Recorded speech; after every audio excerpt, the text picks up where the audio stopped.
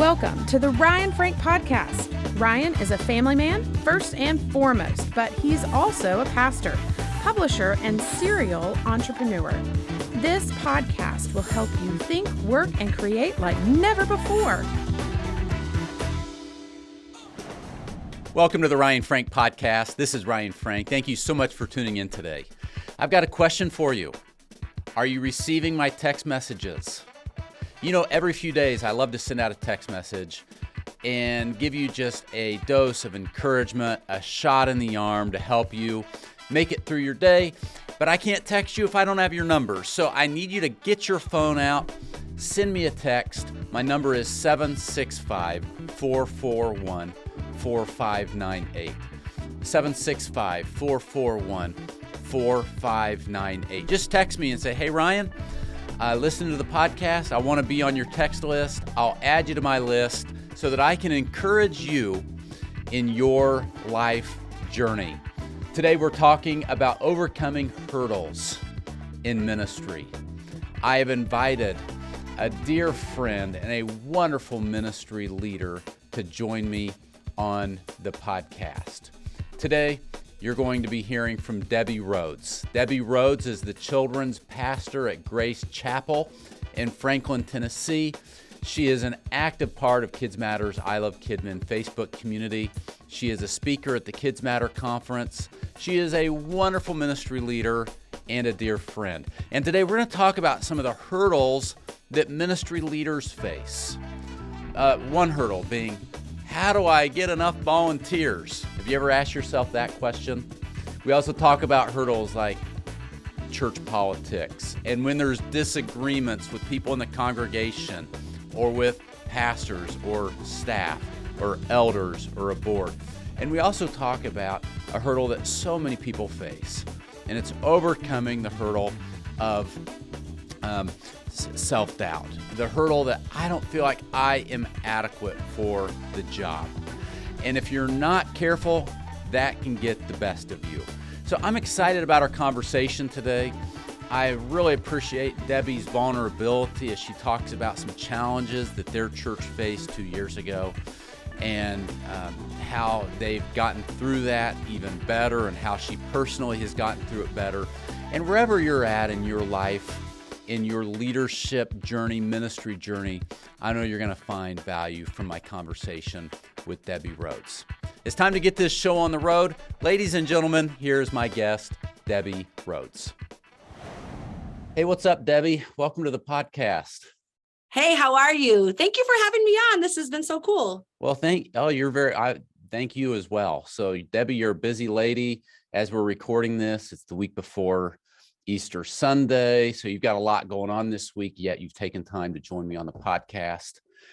And I'm so grateful. We were saying right before we pushed record, we've been seeing a lot of each other lately between the Kids Matter retreat, and then we were with each other a couple weeks ago at our Kids Matter conference site visit. We're going to see each other next week. Yes, so that's right. A lot of times. Yeah, Murfreesboro is really close to here. And I know, you're getting ready for the new Kids Matter conference at the new site. And yes, it's so beautiful. Yeah, it is. We're very excited. Yes.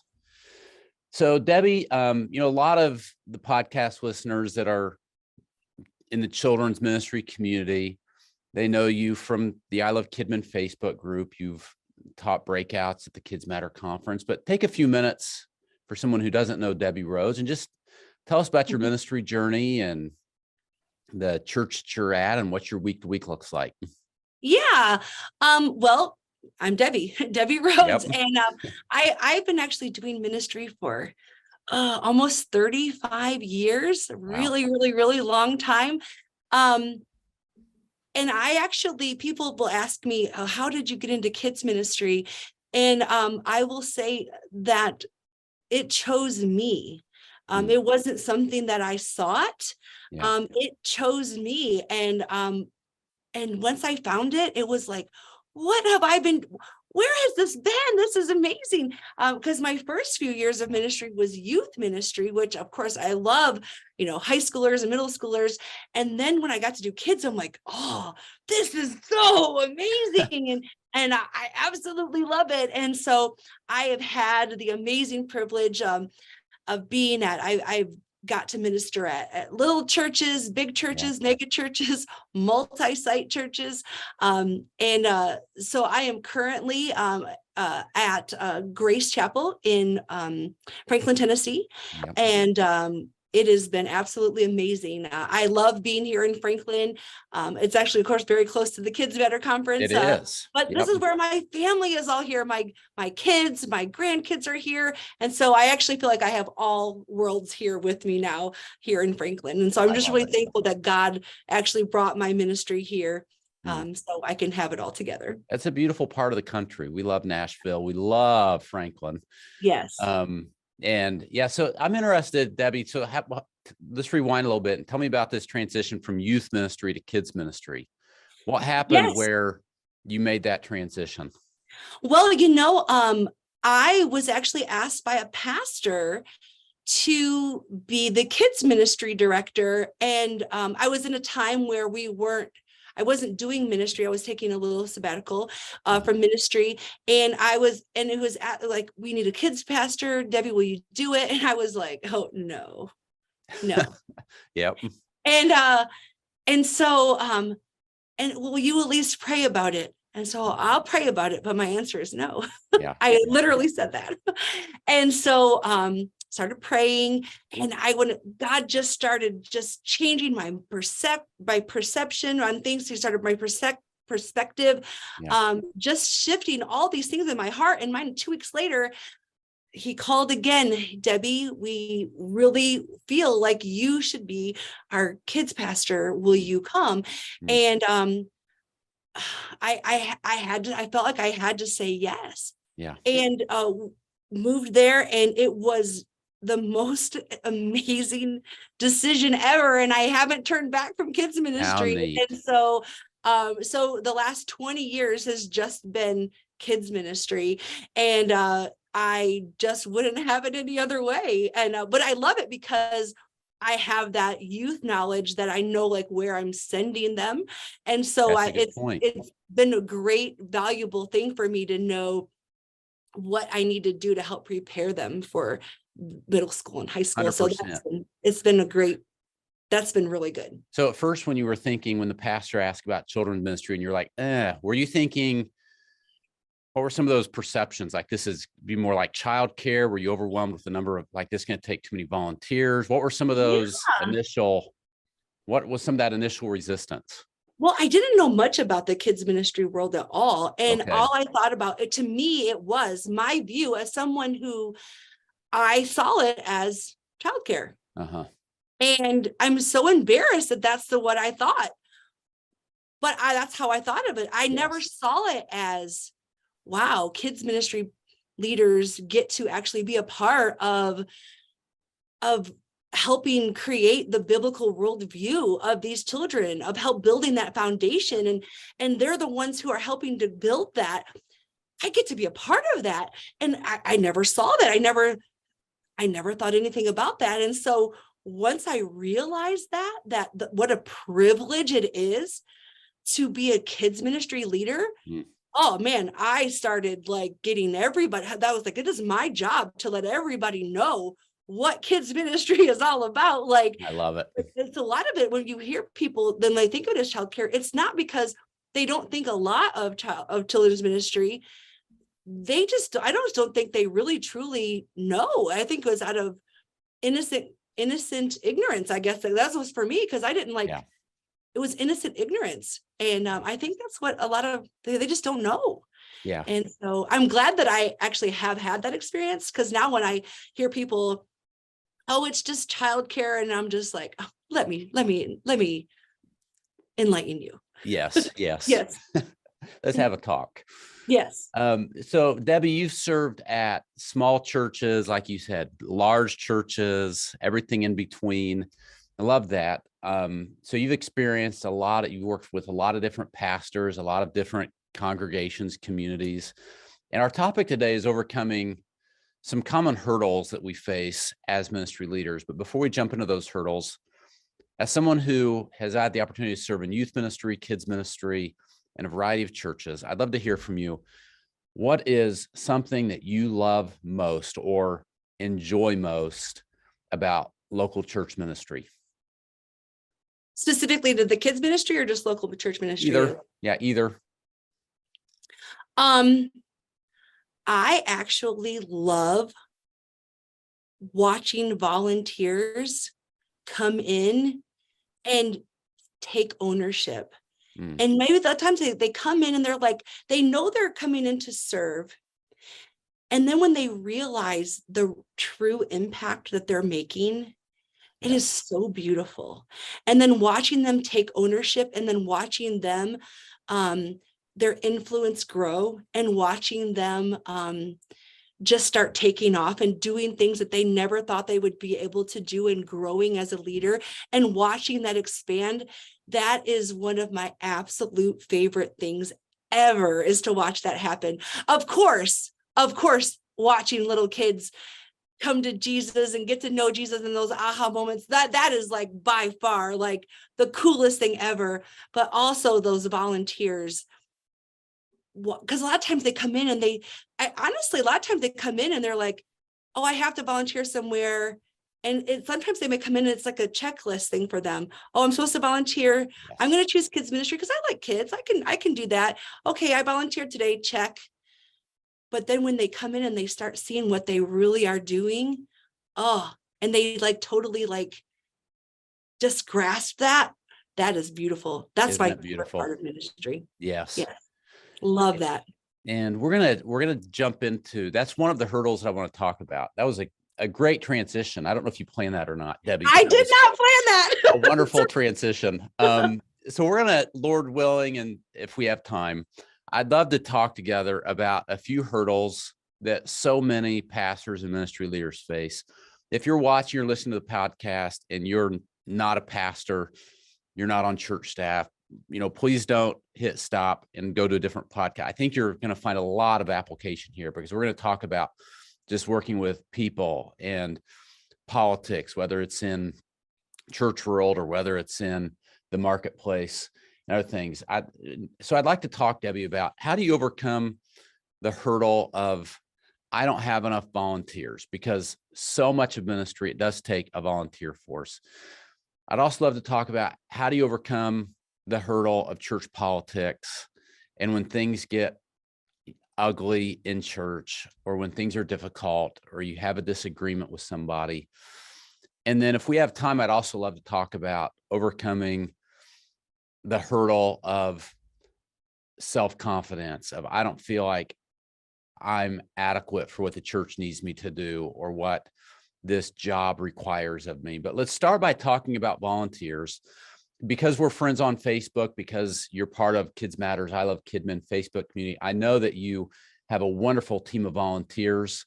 Would you tell us about what your volunteer team looks like at your church? Yeah. I will start off by saying there is one thing that every single one of us have in common. So no matter what church you are at right now, big church, little church, I don't care what denomination you are in, I don't care if it's a multi-campus church, everyone has the same thing in common. You all need volunteers. We all need volunteers. I remember my very, very first, back when we called it MegaCon, when Kids Better was MegaCon, my very, very first one. It was actually the second one that you ever did. Really? I was there, and at the time I was at a multi-site megachurch. And I had come to MegaCon, and I had met a friend, or met someone there for the first time, and they were asking me, well, I didn't know where they were from. And they were like, hey, so how many volunteers do you have? And so I was telling them at the time, I had 4 campuses. And so I was like, I have 200 volunteers and And they just like shut me down. And they were like, huh. And they didn't even want to talk to me anymore, because they were from a smaller church and thought, well, they don't even know what I'm going to talk. They don't even know what I'm going through, because they have all together, because they have all the volunteers. Well, let me tell you, I was still like 50 volunteers short at that time. 100%. So I just want to tell you that it's all equal. It is all equal. So my volunteer team right now, I have about 125 volunteers. We have 2 services on Sunday morning. We do the work one, worship one. That is the set up that we feel that works best for us. So that's what we really do push, so that everybody is we have that consistency of everybody serving every week, consistency for the kids. We find that our volunteers actually take ownership better when they are serving more, as opposed to once a month. Now here's the thing, every church is different. Yes. But for us in our area, that's what we find, that it's better. So I don't want anyone to go like, oh, that's not what I do, that means I'm doing it all wrong. Don't do that. For sure. But that's what we do here. And our volunteers, we also do a Wednesday night programming, and so we have volunteers that run that as well. Okay.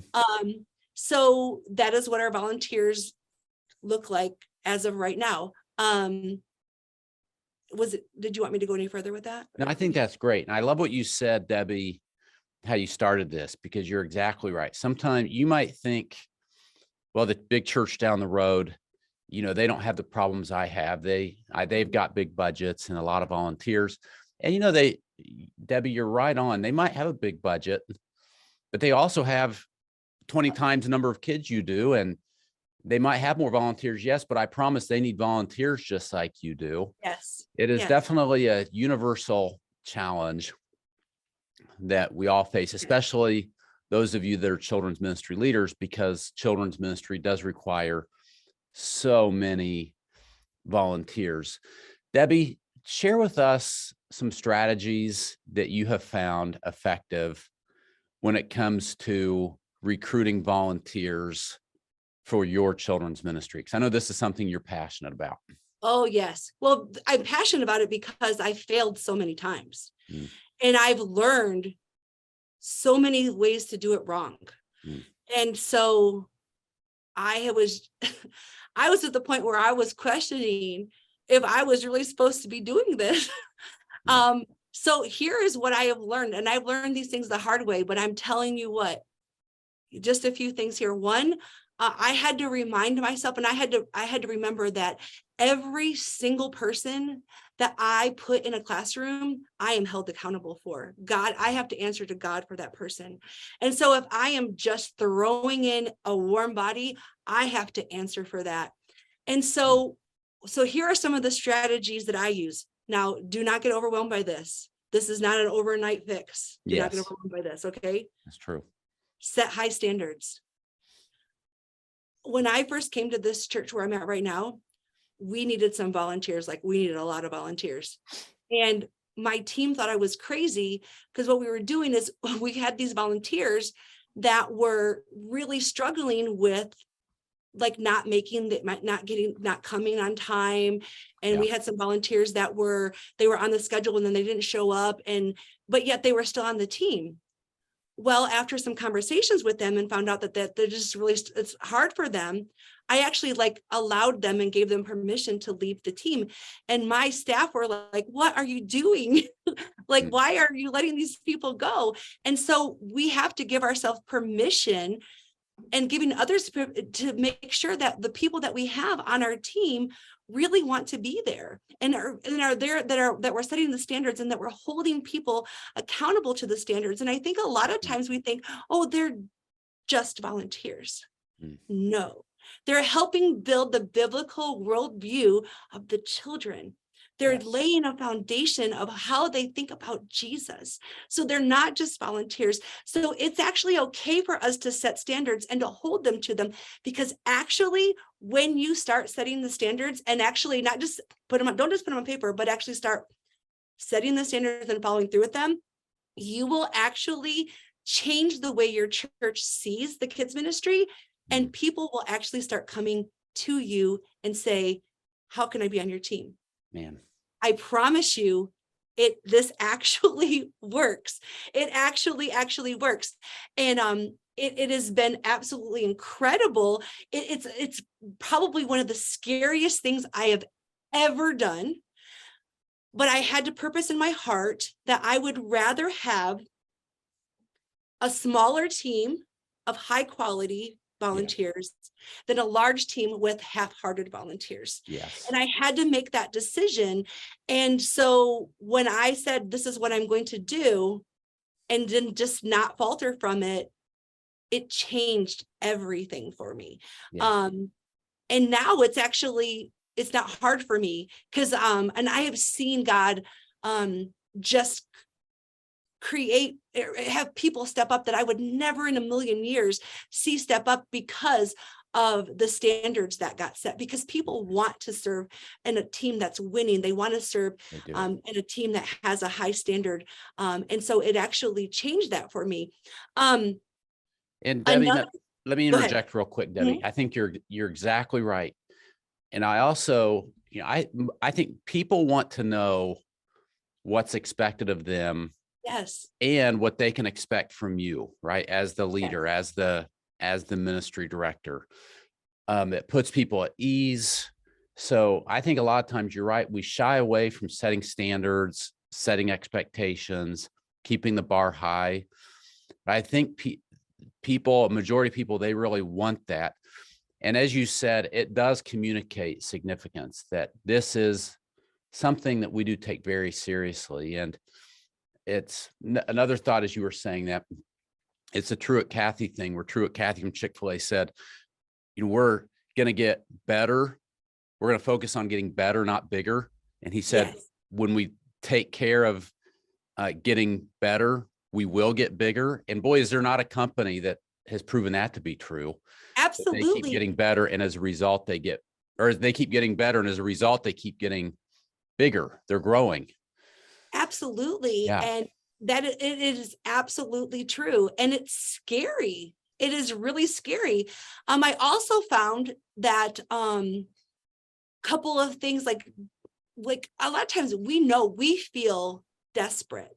Mm-hmm. But when you go and you're like, oh, I'm so and we like are begging people to be on the team, some people will respond to that, but they won't last. And so when you appear like you're begging, or you appear that you're desperate, that does not get you the people that are going to be the high quality people that are going to last. So all it took for us was, and I've done this at more than one church. I've done this. So this is not something that I've just done one and done. This is something that has been proven. And I've been able to share this with other kids ministry leaders all across the country. And they have done the same thing. And they're like, this is working. This is amazing. So when they see someone that used to work in the kids ministry, and then they hear that they were let go of the kids ministry, or not let go, because we always do. Basically what it is let's find somewhere that works better for you, that will work better with the timing, that like if you can't come every week, or you can't do every week, let's find something that works better for you, because everyone needs to have a place. Or, hey, no, this isn't working for you. Let's find another team that works better for you. Mm-hmm. And so when they hear that the kids ministry turned someone away, they're like, what is going on over there? Yeah. And it's just super, super, super cool.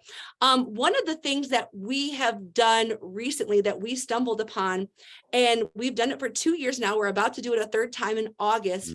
It's a recruiting campaign. And if you go to the I Love Kids Matter Facebook page, you can type in my name, Debbie Rhoads, or Mitch Jensen, because Mitch Jensen did it as well. He did.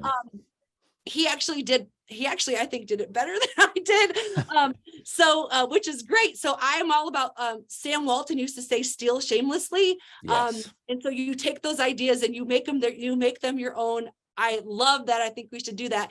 And so I had seen the idea, in a magazine like a while ago, and we just took it, we made it our own, and it has just been the thing. So 2 years ago, we were going through, it was Thanksgiving time, and we were going through a church split.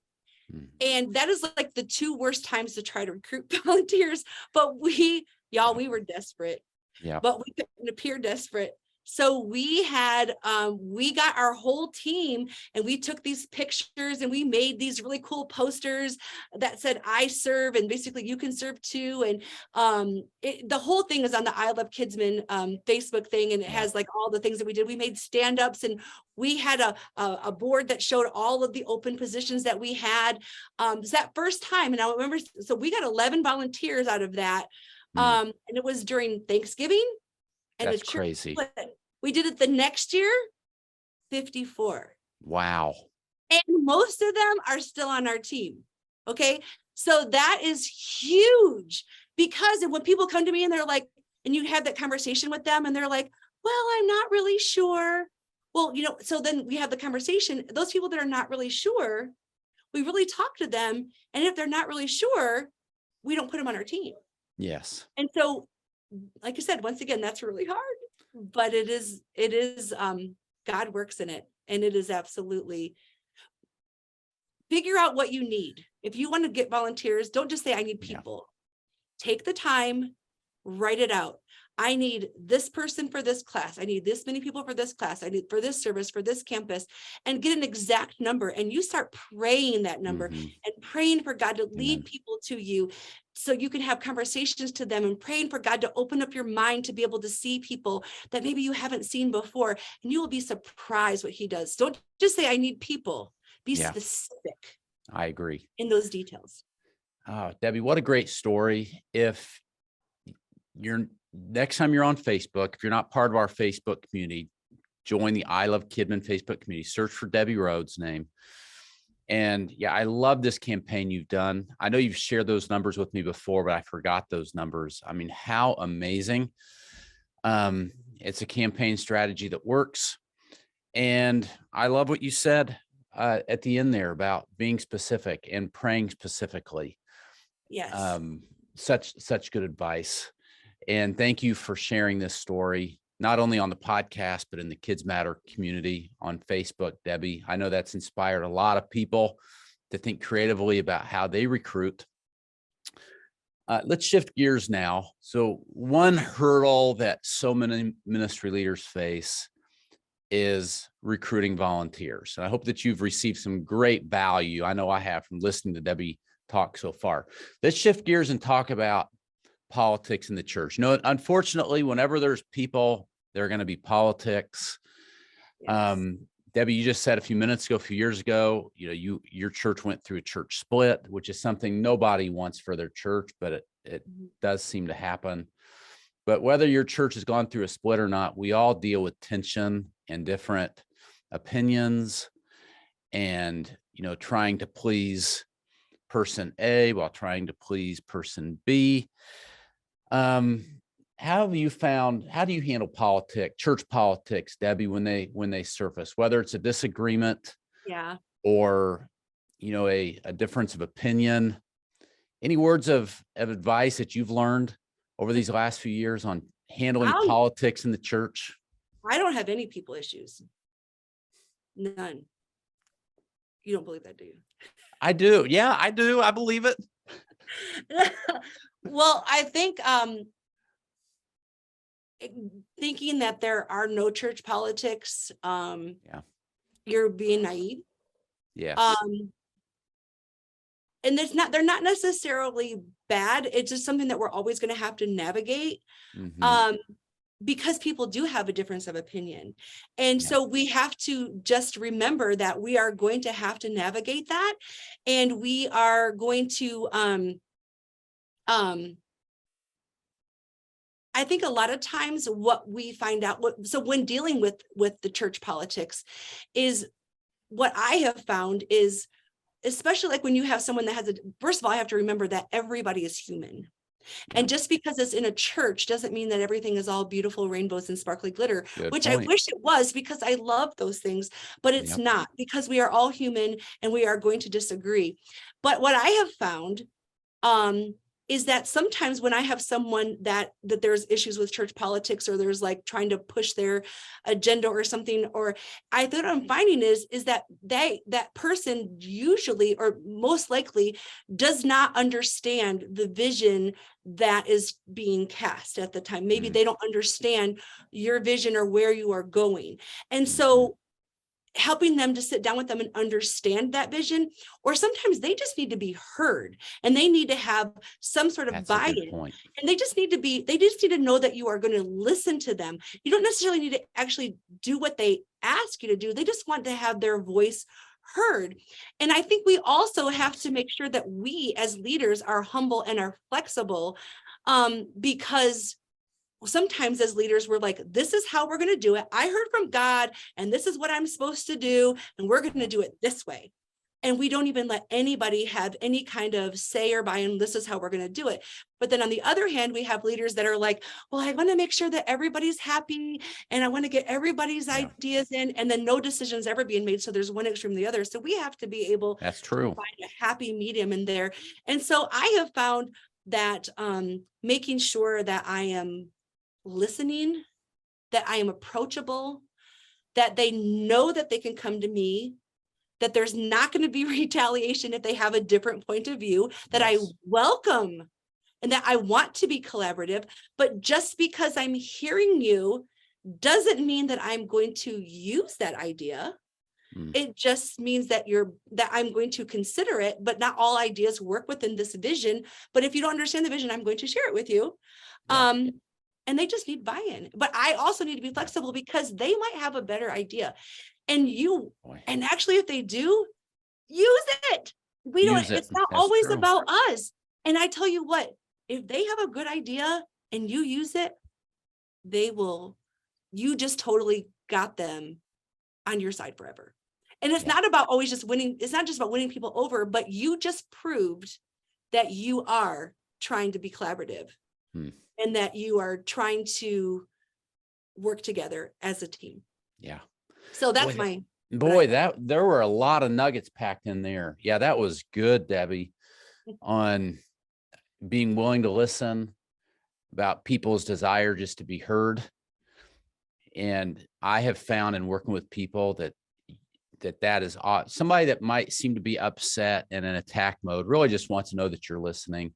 A lot of times that you really just listen and hear them out. And then, I love that, on being willing to change and be flexible.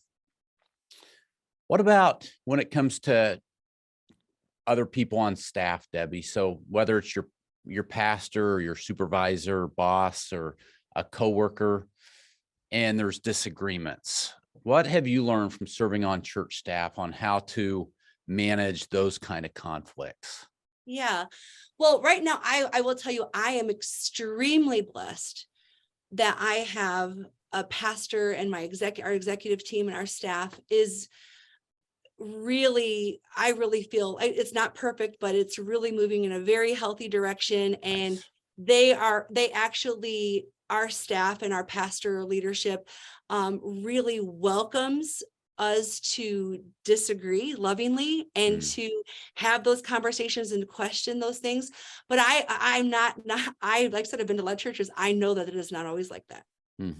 So I understand. So I can't always control other people. I can control me. So like I guess, so speaking for like, so do you want me to speak like if I was at a church, maybe that I didn't have that? Okay. Cause like I'm very blessed. I can freely disagree where I am. I have not always been able to say that. Yes. But what I have learned is that it is my responsibility as a children's ministry leader to advocate for my team and to speak up. And I will do my part in love. And if it is not heard, or if it's not, then I have to leave that in God's hands.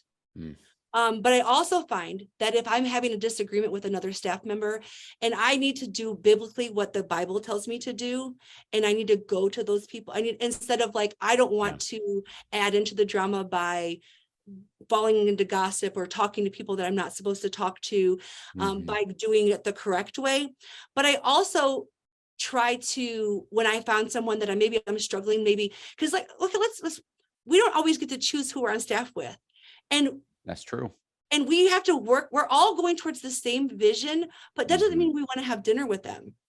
And I'm not trying to be mean or ugly, because all personalities just don't mesh. Like even on staff here, like I can tell you, I love our staff, but not all of the staff, like we would like what I would want to hang out with. And I'm not just not being ugly. That's just facts. There's like, because we don't always get you're not always like have the same things in common. Yes. But we all have one thing in common. We all are working towards the same goal. At least we should be. Mm. And so we try to find that common ground with them. And so what I have asked, like when I'm really struggling with somebody, is Yep. I ask God, how can I love them in a way that they know that I am really trying to love them? And I'm not trying to love them to get my way or to be manipulative, but trying to love them where they know that I am on the same team as them. And make sure that I'm listening, and that I'm also being flexible with them, because sometimes it's like a battle of the wills, like, no, it's my, and like, trying to work in silos, those type of things. And so I will pray and ask God to lead me into what I can do for them. Maybe it's giving them a volunteer for a specific week, or like helping them with a special project like they're having a specific event and I go and lend a hand for them, or taking them, whatever it is that I can do to help bridge a gap, because I can control that. And so it starts with me. I can't control the rest of it, but I can control me. Yeah. Yeah. And so that's what I've learned. Man, that's good. Debbie, when we think about kind of the icky part of church sometimes, whether it's tension with other staff members or disagreements with the congregation, you said that a couple of years ago, your church, and I know we've talked about this, your church went through a church split. How do you feel like God has used that and made you a better pastor, maybe a better ministry leader? He's changed your perspective. Are you to the point where you can look back and say, you know what, this was not fun, this was difficult, but God has given me a greater love for this, or he's given me this new perspective? Is there anything you would share on that? How God has grown you through this? Yes. It isn't fun. Mm-hmm. And I'm sure there are people that are listening to this, watching this, they know it is not fun. Yeah. And the hurt is deep and wide.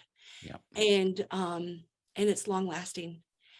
But what I have learned, that God truly does take all things and work them for his good. Mm. And I am not just saying that is not cliche. It is truly, I could truly stand here and say that. And I have seen God bring people closer together. I've seen him work for us here at where we are here at Grace Chapel. I've seen God like working, like you basically, you have two choices. You can, if you allow God to work, or you don't allow God to work. Basically, you have to, you That's allow him true, to come isn't it? in, or you allow him not to come Yeah. in. And so you can just kind of just ride the wave and just be surface, or you can choose to go deeper with God. And during this time, we all chose to go deeper with God, and doing that he has changed the way we are as a staff. He has changed our culture. He has changed the way it feels when you walk in the door. It is just amazing. He's changed the way we teach, the way we see things. And because we chose to lean into God, and we chose to heal, we chose to forgive, we chose to move forward in the healthiest, positive way. And that's hard, because because it's easy to hold on to the hurt and hold on to, and a lot of we're still trying to work through those things, because it's only been not even almost 2 years. And so so it's still pretty fresh. It's still fresh. Yeah. We're still working through that. So if you've been through a church split, and it's, it's right here in town, and Yep. And so it's hard, but and just to to chase after those relationships, that the people that have left, we still, that we honor those things, and we honor those people and love them, and it's just been beautiful to see a lot of that be fixed. Again, that we're just yes. And God, isn't it amazing how God can take those ashes and turn them into something beautiful? Yeah, he really truly does. He does take all things and make them for good, if you choose to see it. Yes. If you choose to see it. Debbie, what word of encouragement would you give to someone who maybe they're feeling some significant division? Maybe it's on maybe it's large scale, like our church is going through a split, or maybe it's not quite as large scale, but there is division between them, or they're sensing division on the staff, or, there's just this divisive spirit. What encouragement would you give them to help them during this time? I would say the first thing, find a day, or even if you can't find a day, even a couple hours where you can get alone with God and examine your heart first. God, am I a part of the divisiveness? Yeah. Am I playing into this? Are my words, are my action being a part of this? And if it is, you ask his forgiveness, and you go for, and you just ask God to help you move into that, and get things right with anybody that you may have wronged. Start there. Going back to, like, once again, church is hard because we're all human. And we're going to have those disagreements, and we're going to hurt each other. And that's just so hard. And sometimes, my own dad refuses to go to church because everybody's hypocrite. Everybody, he all he has seen is people. But what he does, because I love him so dearly, and he'll admit this. He sees human over, he doesn't, because he sees the human over the overseeing God. And that's really hard that's hard because they're in your face. That's true. But if we start with ourselves, start with us, and then allow God to work in us, because we can control that, and then let it flow out from us. And then God will he changes your perception, your perspective, when he starts with us. Yeah. That's what I would recommend. That's so good. I've had to do that way too many times. Oh, for sure. Yes. That's good. Yes. We've talked about a few hurdles, overcoming the hurdle of volunteers and needing more and not feeling like you have enough, dealing with tension and strife, politics within the church. Let's wrap up our conversation by talking about another hurdle that I see so many ministry leaders dealing with, and that is just a lack of confidence, personal doubt. I don't feel like I've got what it takes. Have you ever dealt with any of that, Debbie? And if so, how have you worked your way through those? Yeah. That has been something that I have struggled with a lot. That the enemy knows, if he can put a doubt in my mind, in all of us, if he can make you doubt your calling and doubt what you are supposed to be doing, he can destroy you with your own thoughts. He doesn't need to do anything else to take you out, but by putting that seed of doubt in you, that's what will do it. True. And so, and as I get older, I start feeling, I'm not relevant. I'm not relevant. I'm not relevant. I'm not relevant. And, it's exciting because, like, my job, and one thing I love the most is growing leaders and elevating them. And as I grow these leaders and I have all these young leaders, like my staff, I could be the mother of every single person on my staff. But I won't let them call me mom. Good. I won't let them call me mom. They call me the fun aunt. And so, but anyway, but I start feeling that I'm not relevant, and it's the enemy that's doing that to me. And so, I have to remember that God called me to this position. And God, so I'm talking to every single person out there. Yeah. God put you in that position for a reason. At this time that you are there for a reason. Yeah. And he did that because he knew that you are the one that is supposed to There are certain kids that are there that only you can lead to the Lord. Mhm. There are certain families there that only you can touch. And there's a reason why you are there. And he has well equipped you, even though you're feeling inadequate. He has chosen you. And we have to remember that. If you saw behind my computer right now, I have all these signs. You've got this. Really? Yeah. Best Kidman leader ever. I got all these like really cool signs that are around me that are reminding me. I have scripture that is reminding me that God chose me, and I have this. And when he calls you, he calls you. Yeah. And but it's really easy to get discouraged. Those church politics, man, that can be, no doubt, that can be very intimidating. Very intimidating. Lack of volunteers. You think, well, I must be doing something wrong. Maybe I'm not the person for this job. Yeah. No, you are the person for this job. God has a plan for you. Let's just rethink this thing. You are supposed to be there. And we just have to put those reminders everywhere, put them everywhere. And that's so smart. I think you're right. I think that's a huge strategy, is to remember first and foremost that God has called you and chosen you. And then I love that, just visually keeping the truth in front of you, where you can see it on your phone, on your desk, on your shelves. Yes.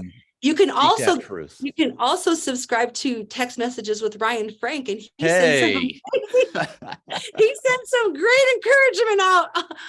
Thank several you. times a week to remind you. Thank you, Debbie. If you're not, you can subscribe. For sure. And that would be great. Just keep speaking truth, invite truth into your life. As Debbie said, whether it's getting text messages from me or reading books, listening to pastors, getting to the scripture yourself. And then I think for a lot of leaders too, Debbie, you have to get to where you just refuse, or you stop comparing yourself to others. I think that's a trap for so many, where I compare myself to someone else on social media, to another pastor in town. Yeah. I compare my ministry to theirs, my building to theirs, and boy, all of a sudden the enemy will use that, won't he, absolutely, to really get you discouraged. Absolutely. Yeah. Debbie, before we wrap up, I always like to end by asking two questions, but first I'm curious, if you could go back and tell 20-year-old Debbie Rhoads something, what would you tell 20-year-old Debbie Rhoads? I would tell her,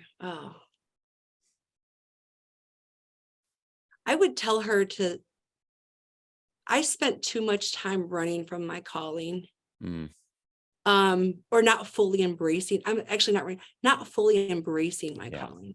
Yeah. So I would tell my 20-year-old self to embrace my calling fully, and to really, truly lean into the potential that God has.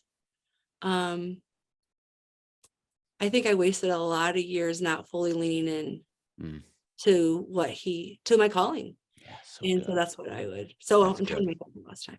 I love it. This has been such a great conversation, Debbie. I always like to end the podcast by asking two questions. First, what is your favorite Bible story?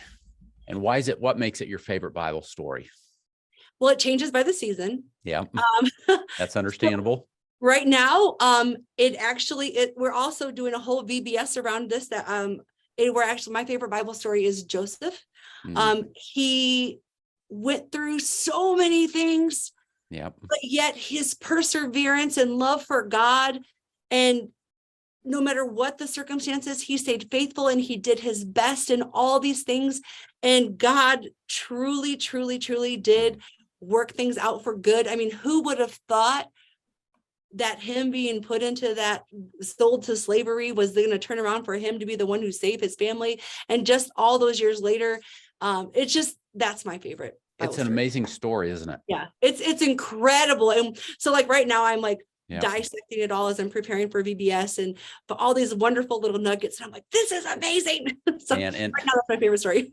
I love it. And wow, wouldn't it be great if our children, our grandchildren, if they would just grow up and become Josephs or Josephines if they're girls, but just that love the Lord, that pursue him, that, what an amazing, inspiring story.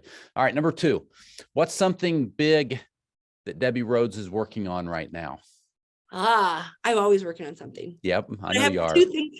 I was working right now, I am so close to finishing. I'm actually finishing my degree in psychology, Christian counseling. Congratulations. Which I'm very excited about because God actually opened up the curtain for me. I don't know when it's going to happen or how. Yeah. But one day he will be moving me to, he has actually showed me to be able to do counseling for staff and pastors that are hurting and be able to do leadership consulting and things like that. And so that is something that I'm very exciid about. That's but a huge until need, that day, and I think you would do great with that. Oh, thank you so much. Until that day, of course, all of this you all know how much counseling we do as kids leaders, and all the children and families, especially these days. I mean, yes, so much. And so I'm just so thankful for the privilege to be able to get my degree and finish this up. So that way it's just been able to give me more resources to be able to better do my job. Yeah.